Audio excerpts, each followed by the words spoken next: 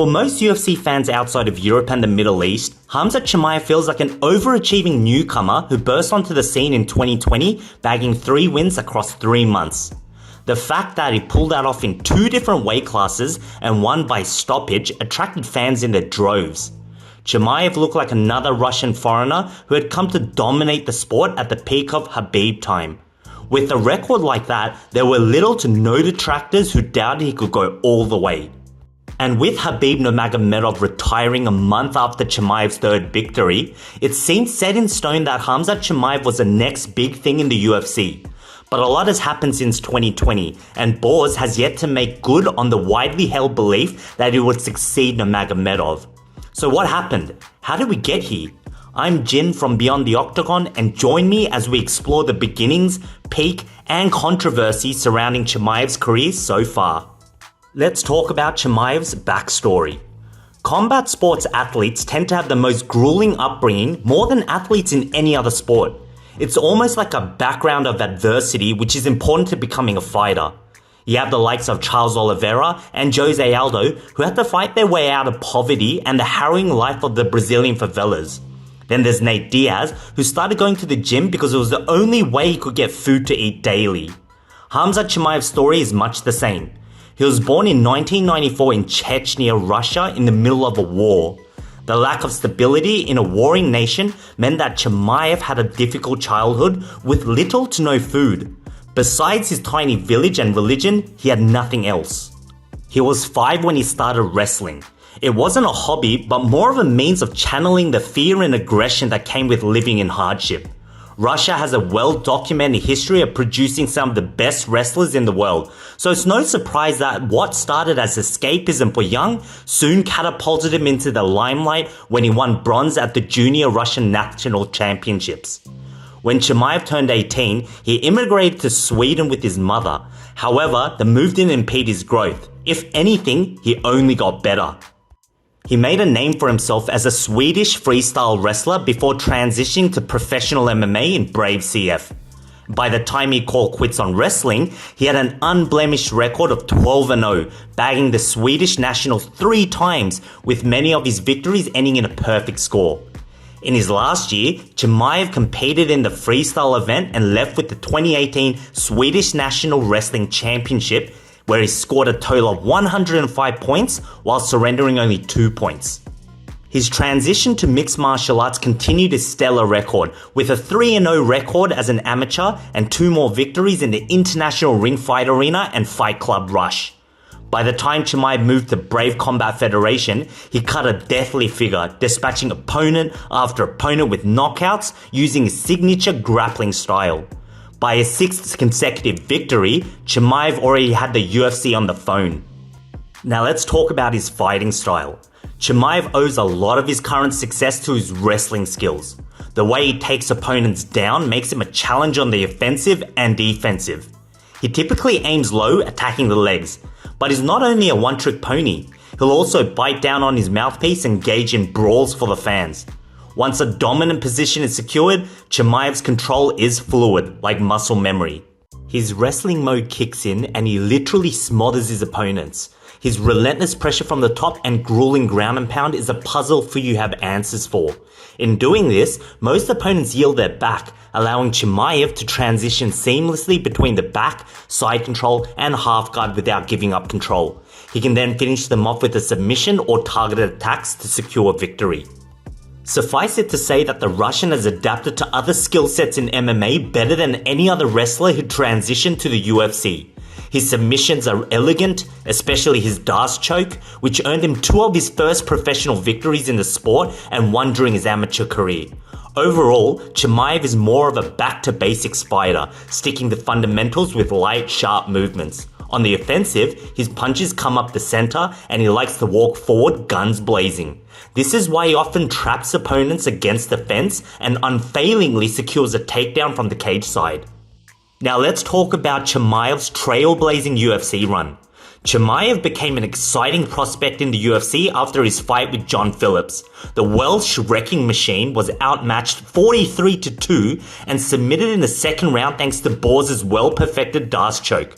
About 11 days after the fight, Chimaev set a new UFC record for the fastest turnaround victory after sending newcomer Rhys McKee home in the first round via a TKO. This wasn't just a quick victory with no hassle.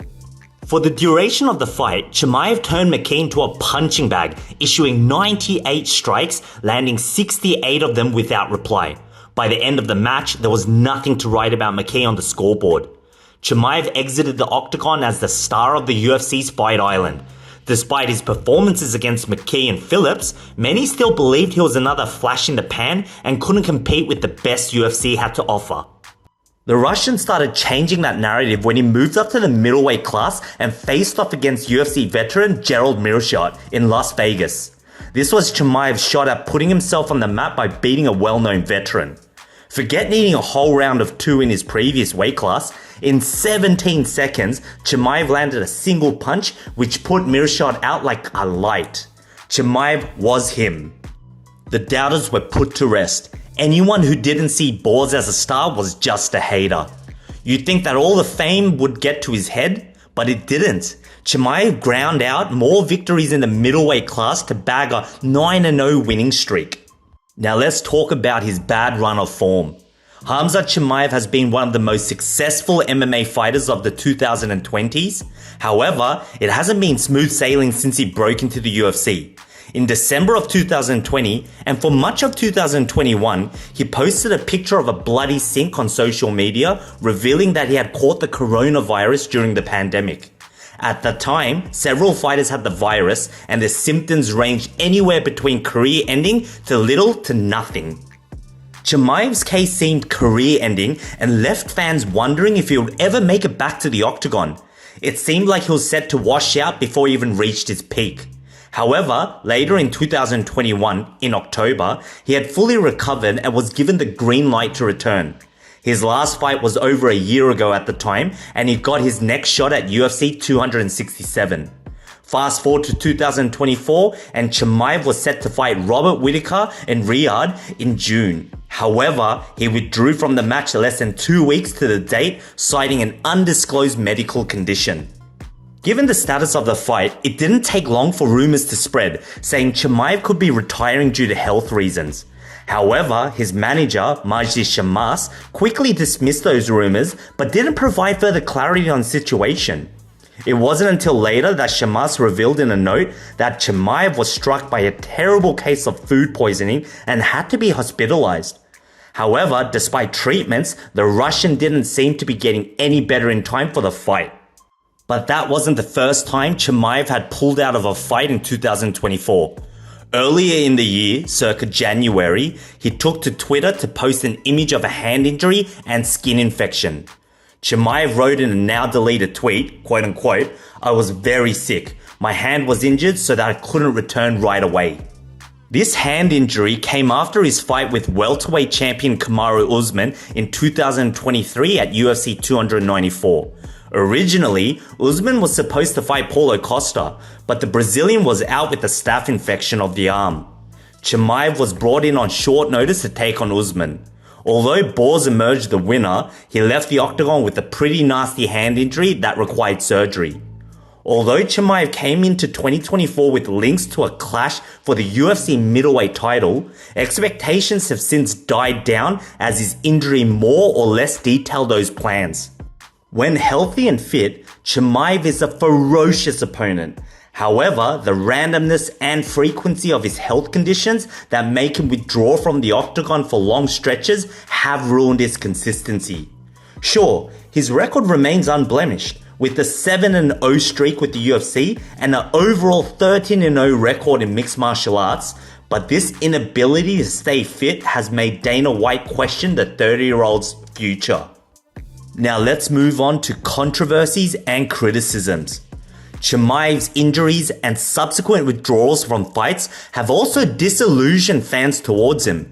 The negative sentiments were only further compounded when he failed to make weight for his fight with Nate Diaz at UFC 279. The undefeated Russian didn't take kindly to the banter that followed this incident, maintaining that he wasn't at fault and flipping off the audience for good measure. As you'd expect, this only made UFC fans more irate. But perhaps the cherry on top of the recent wave of criticism surrounding Chimaev is his ties to Ramzan Kadyrov. Kadyrov is a popular figure in MMA circles, with his passion for combat sport evolving to include owning his own gym in Grozny, the capital of Chechen, called Fight Club Akhmat. Given that Chimaev was born in Chechen, he's been regularly photographed with Kadyrov, and he even invited Kadyrov to his wedding in 2023. If you didn't already know, Kadyrov isn't just another random sports fan trying to replicate the big leagues back at home. He's actually the leader of Chechnya, and he's alleged to have committed scores of human rights violations. In fact, he's been overtly outspoken about his support for the Russian invasion of Ukraine. As you'd expect, Kadyrov has been heavily sanctioned by the US government since 2017. He first came to power 18 years ago in 2006, and after his father partnered with Putin after over a century of conflict between Chechnya and Russia. This agreement allowed Kadyrov to assume absolute power over Chechnya, ruling as he pleased and dispersing Chechen soldiers as Putin's enforcers. Kadyrov's paramilitary forces, known as Kadyrovtsi, are a group of extreme loyalists who carved a reputation for themselves during the Second Chechen War of 1999.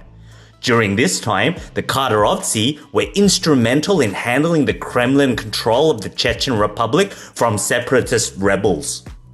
During the war, the Kadyrovtsi were known for their unfiltered brutality, which included killings, torture, and abductions.